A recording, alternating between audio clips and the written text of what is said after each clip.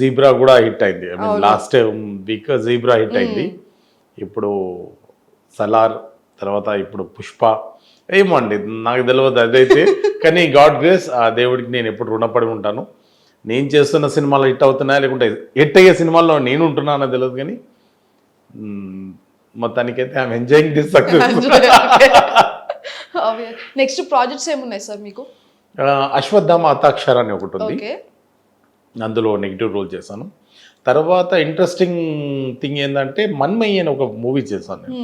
మన్మయి, అమ్మాయి పేరు ఉంటుంది, నా కూతురు పేరు ఉంటుంది, సినిమా పేరు.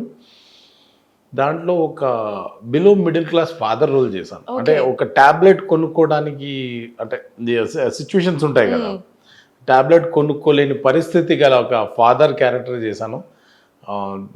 సెట్లో చూసిన వాళ్ళు, తర్వాత పోస్టర్స్ కానీ చూసిన వాళ్ళైతే బాగా అప్లాజ్ చేశారు.